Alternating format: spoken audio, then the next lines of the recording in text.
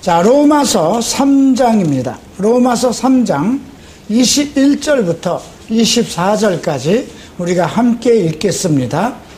이제는 율법 외에 하나님의 한 의가 나타났으니 율법과 선지자들에게 증거를 받은 것이라. 곧 예수 그리스도를 믿음으로 말미암아 모든 믿는 자에게 미치는 하나님의 의는 차별이 없느니라. 모든 사람이 죄를 범하였음에 하나님의 영광에 이르지 못하더니 그리스도 예수 안에 있는 구속으로 말미암아 하나님의 은혜로 값없이 의롭다 하심을 얻은 자 되었느니라. 아멘. 자, 오늘은 하나님의 의의 기준, 차별 없는 하나님의 의에 대해서 우리가 함께 살펴보도록 하겠습니다. 바울은 1장에서 복음에는 하나님의 의가 나타나서 믿음으로 믿음에 이르게 한다, 이렇게 선언하였습니다. 그러니까 우리가 복음을 통해서 의롭다 하심을 얻었다면 복음에는 반드시 하나님의 의로움이 나타나야 된다는 것입니다. 복음의 성도들이 만약에 하나님의 의로움이 나타나지 않는다면 그것은 아직 그들이 온전한 믿음에 이르지 못하였다는 것입니다. 믿음으로 믿음에 이른다는 말은 무엇일까요? 믿음은 점진적이고 그 믿음이 하나님의 말씀 뜻 안에서 깨우침을 받아야 된다는 것입니다. 그래서 우리가 복음에는 하나님의 의가 나타나서 믿음으로 믿음에 이르게 하나니, 이 말씀대로 여러분들은 하나님의 말씀을 통해서 점점 성장하는 믿음을 가져야 된다는 것입니다. 믿음에서 믿음에 이른다는 것은 나의 믿음이 그냥 일방적인 믿음이 아니고 말씀과의 서로 교통함, 말씀과의 화합, 그래서 말씀이 나를 통해서 나타나는 삶이 돼야 된다는 뜻이기도 합니다.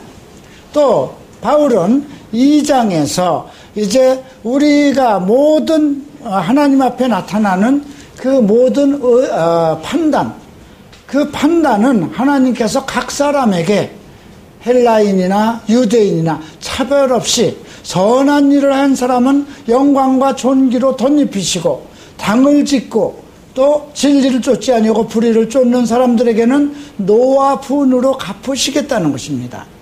이것은 유대인이든 하나님을 믿고 택함을 받은 성민이라고 자처하는 유대인이든 또 아직 하나님의 의를 깨우치지 못한 이방인이든 동일하다는 것입니다. 그래서 하나님의 의는 차별이 없고 동등합니다. 자, 그러면서 바울은 2장에서 하나님의 율법을 가진 이스라엘 백성들의 잘못된 믿음 생활, 그들의 모순점에 대해서 많은 책망을 하였습니다. 율법을 가지고 있으면서도 율법대로 행하지 않으면 그들은 율법에 의해서 심판을 받을 것이라는 것입니다. 그러면 하나님을 믿지 않아서 율법을 받지 않은 이방인들은 양심이 율법이 돼서 그들의 양심의 가르침을 따라서 의롭게 산다면 그들도 동일한 하나님의 그 의로움이 임한다는 것입니다. 이러한 윤리적인 생활의 면, 도덕적인 것, 이런 모든 것을 포함한 그 내용들을 바울은 언급하고 있습니다. 여러분, 복음이 무엇이냐? 하나님의 의가 무엇이냐? 하나님의 뜻대로 의롭고 도덕적으로, 윤리적으로, 순리적으로 살아가는 것입니다. 예, 만약에 예수를 안 믿는 사람들 중에 전부 다 그러면 그들이 악인일까요? 아닙니다. 선한 양심을 따라서 더럽고 악한 일을 하지 않는 사람들도 있습니다.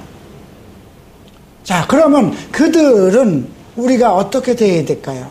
과연 그들은 예수를 믿지 않음으로 인해서 저주를 받아야 할 자라고 우리가 비판할 수 있을까요?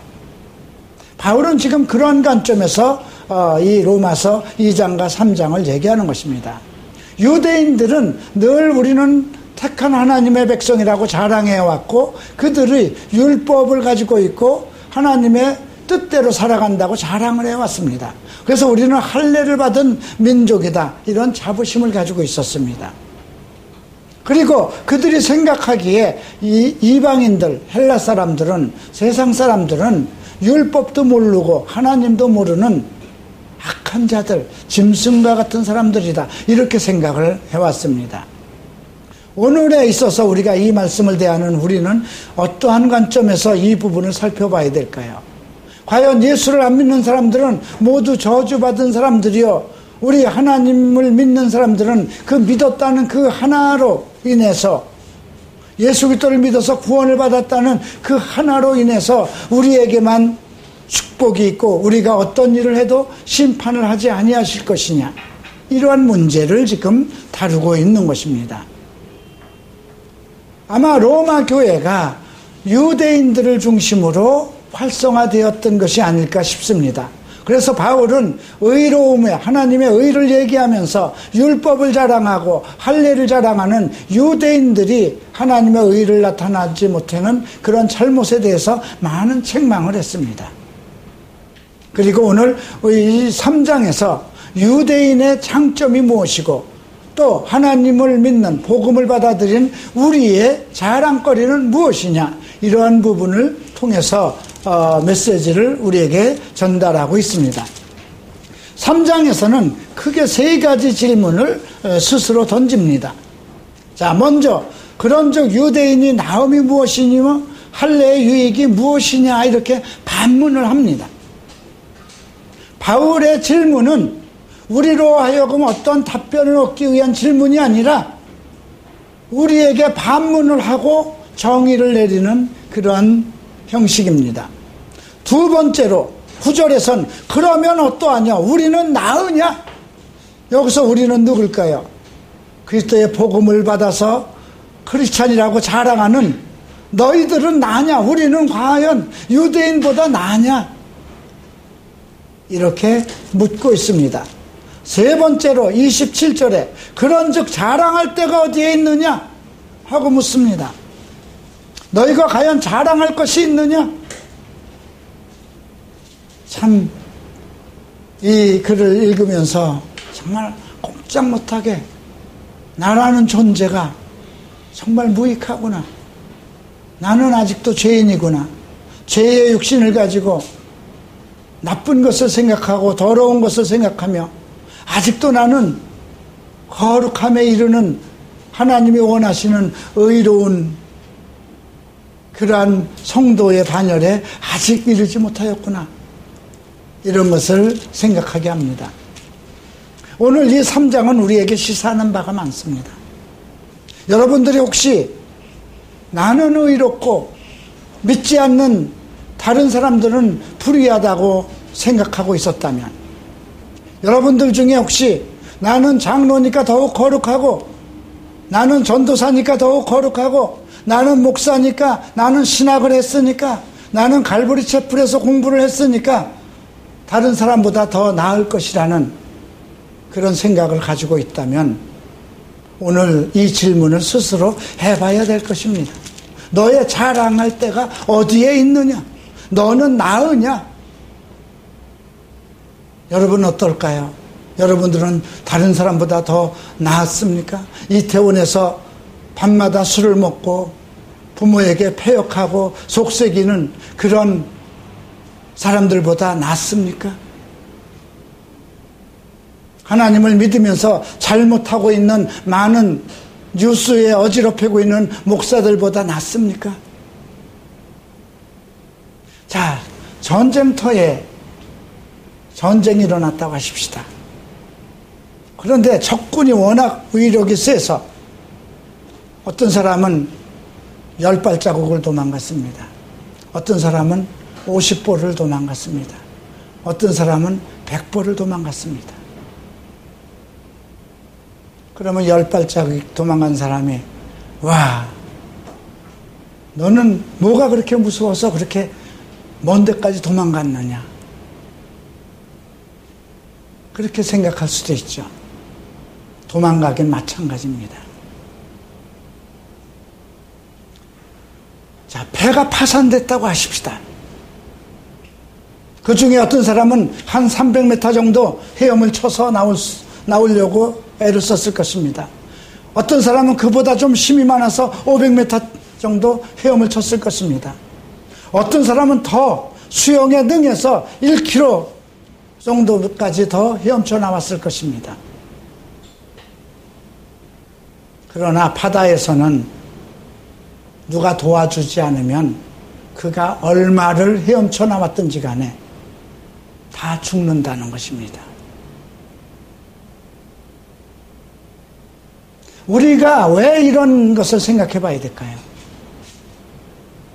우리는 죄성을 가지고 태어났고 죄인으로 살고 있다는 것입니다. 아직도 나의 유익을 위해서 내 욕심과 욕정이 살아있다는 것입니다. 그렇기 때문에 바울은 자랑할 것이 어디에 있느냐? 네 자랑할 데가 어디 있느냐? 자, 오늘 우리가 이 3장을 통해서 다시 우리를 한번 대면해 보십시다.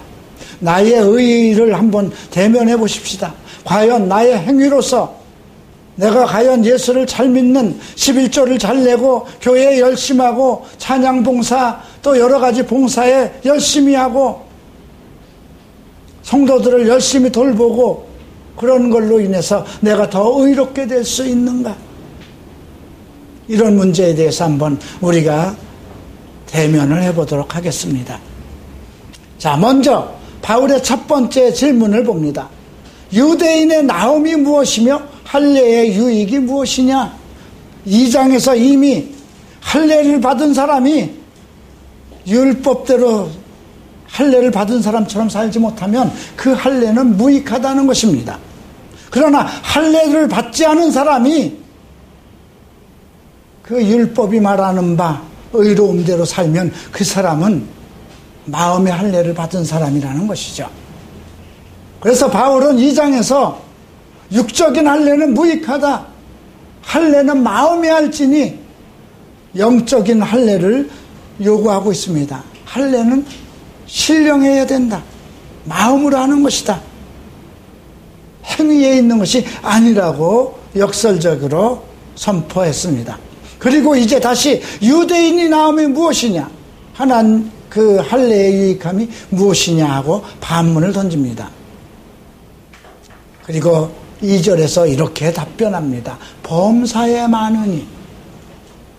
이 유대인의 유익함은 할례의 유익함은 범사에 많다는 것입니다. 저희가 하나님의 말씀을 맡았다고 합니다. 이거는 정말 우리가 감사해야 할 일입니다. 만약에 유대인들이 하나님의 말씀을 맡지 않았다면 우리는 지금 성경을 볼 수 없을 것입니다. 그들이 하나님께 말씀을 받아서 하나님의 말씀을 주신 자도 유대인들입니다. 하나님께서 택하셔서 그 선지자들에게 하나님의 말씀을 주셔서 기록하게 하였습니다. 지금처럼 인쇄기술이 발달된 것도 아닙니다. 지금처럼 수천 권을 찍어낼 수 있는 시대도 아닙니다. 일일이 그 파피루스라는 그런 나무 껍질로 만든 곳에다 필사를 해서 모든 자연, 환경 이런 것을 다 감안해서 그것을 계속 필사하고 복사해서 지금까지 우리에게 전달되도록 해왔던 것입니다. 1947년에 사해사본이 발견되었습니다. 그 사해사본을 찾기 이전에 가장 오래전에 완성된 것이 서기 900년 전의 것이었습니다. 그리고 이제 1947년 사해사본을 찾았더니 그것은 서기 200년 전에 기록한 것이었습니다. 그런데 서기 200년 전에 기록한 것과 900년 전에 기록한 것을 이렇게 대조했을 때 동일했다는 것입니다. 그렇다면 무슨 뜻이에요? 성실하게 필사를 했다는 것이죠. 우리나라에 말씀 보존학회인가요? 그곳에서 우리 자기네들이 번역한 킹 제임스 성경 외에는 전부 다 사탄이 변개한 것이다 이렇게 해서 한국교회로부터 지탄을 받고 이단화돼 버렸습니다. 여러분들은 지금 킹제임스 성경 안 보시죠? 그냥 일반 개혁 성경 봅니다. 그러면 그 사람의 말을 따르면 우리는 전부 다 사탄이 변개한 걸로 잘못된 이단적인 요소가 있는 성경을 보고 있다는 것입니다. 저도 개혁 성경을 가지고 성경 공부를 했습니다. 물론 여러분들에게 설교하기 위해서 킹제임스 사본도 봅니다. 예. 자, 그러면 다 잘못된 것일까요? 저는 그렇다고 생각하지 않습니다.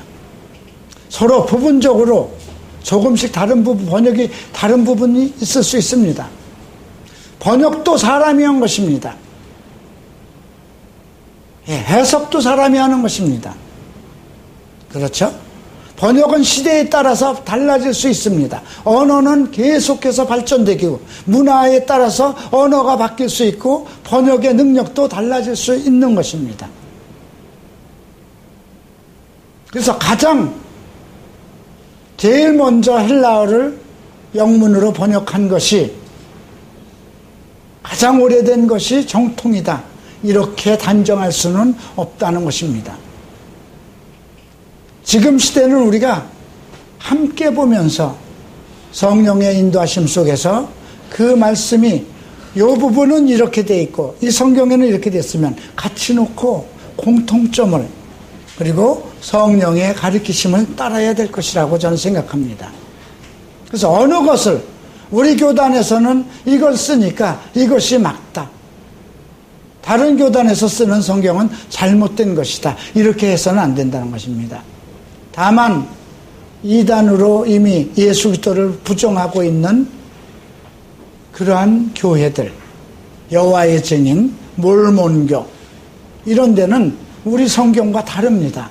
그것은 그들이 바꿨습니다. 자기네들 교리에 맞게끔 부분적으로 바꿨습니다. 왜냐하면 예수 그리스도를 실패한 사자로 천사로 만들어야 되기 때문에 예수 그리스도가 하나님의 아들이신 것을 부정해야 되기 때문에 그들의 성경은 자기 임의로 바꿨습니다. 그러나 정통 보수교회라고 하는 모든 이 땅에 있는 교회가 사용하는 성경은 바른 것으로 봐야 됩니다. 자, 이 모든 것이 유대인들이 하나님의 말씀을 맡았기 때문입니다. 로마서 9장에서 바울은 유대인들의 좋은 점을 이렇게 얘기하고 있습니다. 저희는 이스라엘 사람이라 저희에게는 양자됨과 영광과 언약들과 율법을 세우신 것과 예배와 약속들이 있고 조상들도 저희 것이요 육신으로 하면 그리스도가 저희에게 나셨으니 저는 만물 위에 계셔 세세의 찬양을 받으실 하나님이시니라. 아멘. 바울은 로마서 9장에서 다시 유대인들을 언급하면서 유대인들 이스라엘 민족의 우월성과 하나님께서 특별하게 그들을 섭리하셨음을 언급하고 있습니다. 또 유대인의 유익한 것이 무엇일까요? 메시아 언약을 받은 사람입니다. 그들 속에서 메시아가 나실 것을 언약하셨습니다. 이미 선지자들을 통해서 또 사무엘서를 통해서 예레미야를 통해서 이제 하나님의 메시아를 보내실 것을 다윗의 시에서 메시아가 날 것을 언약했습니다. 그러니 유대인의 유익은 정말 너무 크고 감사할 것입니다. 그 중에서 바울은 로마서 3장에서 그들의 가장 유익한 점은 하나님의 말씀을 맡은 거라고 말하고 있습니다. 왜 그랬을까요? 만약에 그들이 하나님의 말씀을 맡지 않았다면 하나님의 말씀이 지금 이 시간까지 우리에게 전달될 수 없기 때문에 그렇습니다. 자, 그런데 그렇다면 그들이 하나님의 말씀을 맡았고 그렇게 유대인의 유익한 점과 그들의 할례가 그렇게 귀한 것이라면 만약에 그들 중에 믿지 않는 사람이 있었다면 그들이 하나님의 미쁘심을 폐하는 것이냐?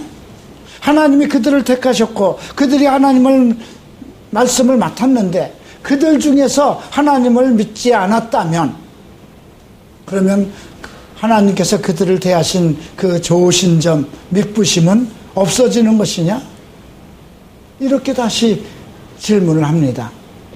그리고 바울은 4절에서 그럴 수 없다. 사람은 다 거짓되되 오직 하나님은 참되시다.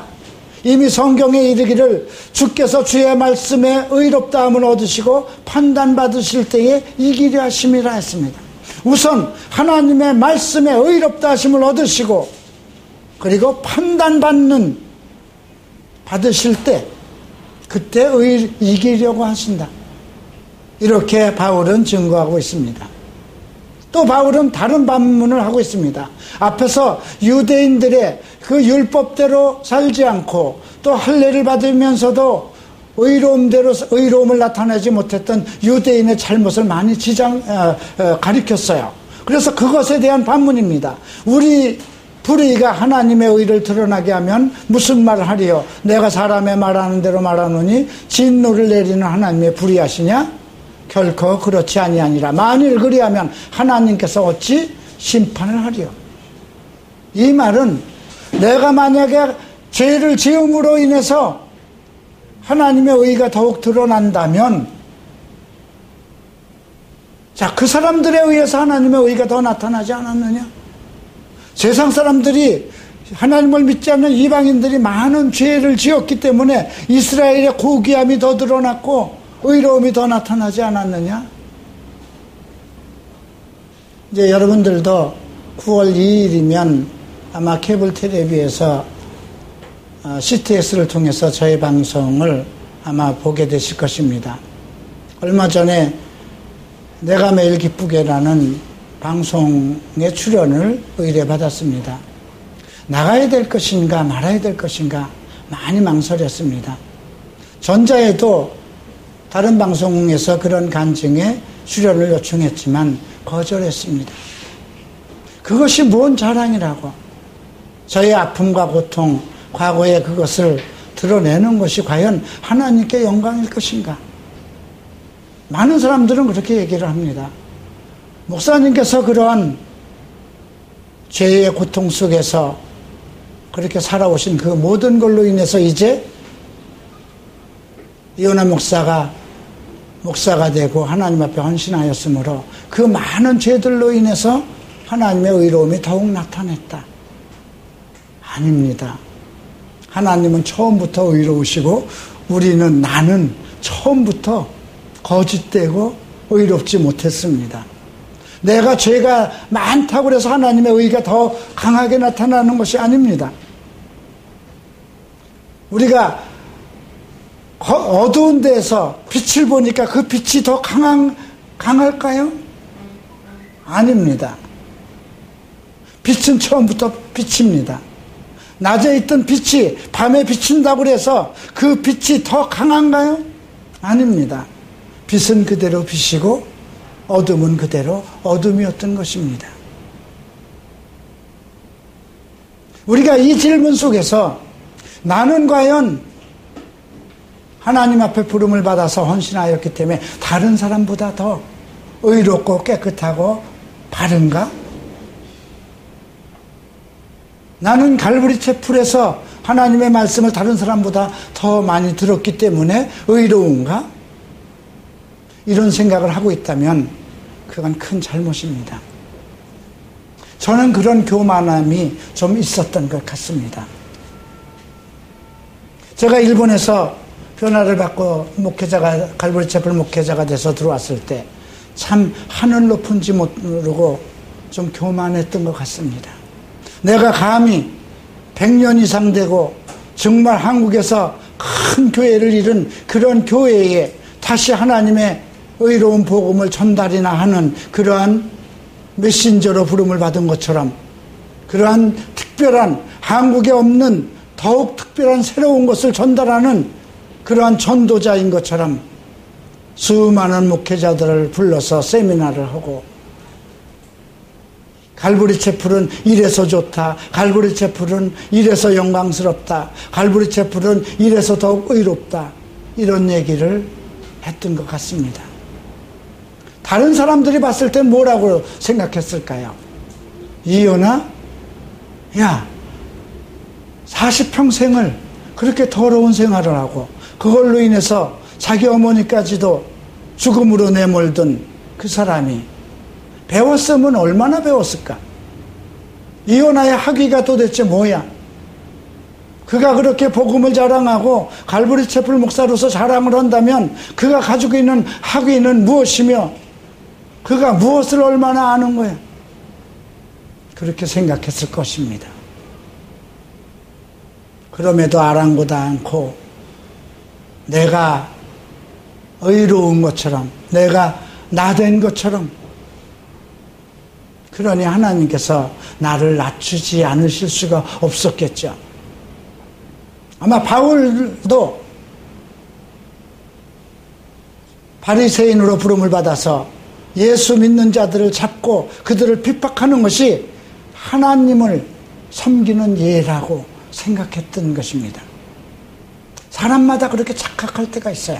나만 특별하다고 생각할 때가 있어요. 우리 것만 특별하다고 생각할 때가 있어요. 다른 사람들은 생각지 않는 것입니다.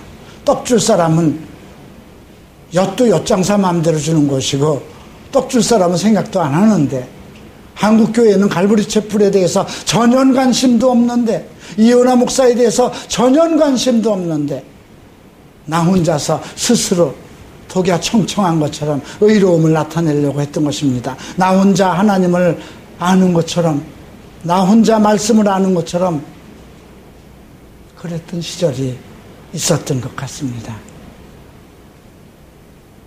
그래서 이번 방송에 출연하기로 한 것입니다. 내가 과연 죄인이구나. 바울은 어떻게 나이가 들어가고 정말 이방 곳곳에 다니면서 전도를 하고 이방 전체가 바울의 이름이 드러나고 하는 그런 중에서도 나는 이단 괴수 중에 괴수다 이렇게 얘기할 수 있었을까요? 그는 나는 많은 사도들 중에 가장 어린 자다. 나는 성도 중에 가장 죄인이다. 어떻게 그렇게 얘기를 했을 수 있을까요? 이제 나이가 들어서 내가 얼마를 더 목회를 할지 알지 못하는 이런 시점에서 내가 교만했구나. 내가 나된 것이 아니었구나. 내가 나된 것은 오직 그리스도의 의로움, 그리스도의 부속으로 말미암아 내가 의롭다함을 얻은 것인데 내가 자랑할 것이 어디에 있는가? 내가 아직도 나로 인해서 상처받은 사람은 얼마나 많을까? 내가 깨닫지 못하고 예수를 알지 못해서 세상 가운데서 정말 그 교만하고 잘못하고 더러운 세상을 살고 있을 때 내가 얼마나 많은 잘못을 했을까? 얼마나 나쁜 말을 쏟아냈으며 얼마나 더러운 짓을 했을까? 또 예수를 믿고 나서 내가 얼마나 많은 사람들에게 상처를 주고 내가 얼마나 많은 사람들에게 나쁜 짓을 하였는가? 할 말이 없었습니다. 오늘 3장에선 이러한 부분을 그래서 그러면 어떠하냐? 우리는 나으냐? 너희가 복음을 들어서 복음의 소식을 들어서 구원을 받은 너희는 나으냐 이겁니다. 그리고 10절에 이렇게 성경은 이렇게 기록하였다. 의인은 없나니 하나도 없나니 깨닫는 자도 없고 하나님을 찾는 자도 없고 다 치우쳐 한 가지로 무익하게 되며 선을 행하는 자도 없나니 하나도 없도다. 저희 목구멍은 열린 무덤이요 그 혀로는 속임을 베풀며 그 입술에는 독사의 독이 있고 그 입에는 저주와 악독이 가득하고 그 발은 피 흘리는데 빠른지라 파멸과 고생이 그 길에 있어 평강의 길을 알지 못하였고 저희 눈앞에 하나님을 두려움이 없느니라. 나의 모습이었습니다. 아직도 나는 이 허물을 벗지 못한 부분이 있습니다. 그리고 바울은 19절에서 우리가 알거니와 무릇 율법이 말하는 바는 율법 아래 있는 자들에게 말하는 것이니 이는 모든 입을 막고 온 세상으로 하나님의 심판 아래 있게 하려 하심이니. 네. 율법의 목적을 얘기하고 있습니다. 율법은 율법 아래 있는 자들에게 말하는 것이다. 율법은 율법에 속한, 대한민국 법은 대한민국 사람들에게 해당되는 거예요. 일본이나 중국이나 외국에 사는 사람은 관계가 없는 것이죠. 그래서 이 율법을 주신 것은 모든 입을 막고 온 세상으로 하나님의 심판 아래 있게 하기 위해서. 바울은 갈라디아에서 율법의 목적에 대해서 또 그렇게 얘기를 하고 있습니다. 율법은 모든 사람들을 판단하는 기준으로, 그래서 메시아가 오기까지 천사를 통해서 주신 것이라 이렇게 얘기를 하고 있습니다. 또 바울은 로마서 7장에서 율법은 신령한 것이라고 언급하고 있습니다. 또 디모데 1장에서 율법은 불법한 자와 복종치 않는 자와 경건하지 않은 자와 죄인이며 거룩하지 않은 자와 망령된 자와 아비를 치는 자며 어미를 치는 자며 살인하는 자며 음행하는 자며 남색하는 자며 사람을 탈취하는 자며 거짓말하는 자며 거짓 맹세를 하는 자와 기타 바른 교훈을 거스리는 자를 위해서 주신 것이라고 합니다. 그러니 율법이 필요 없을까요? 아닙니다. 율법을 폐할 수 없다고 얘기를 합니다. 예수님께서도 내가 율법을 폐하러 왔느냐? 아니다. 율법이 하지 못하는 것을 완성시키러 왔다는 것입니다. 율법으로 사람을 의롭게 할 수 없기 때문에 하나님의 한 의 그리스도를 보내셨던 것입니다. 만약에 율법으로 모든 사람들을 의롭게 할 수 있었으면 예수님은 오실 필요가 없었던 것입니다.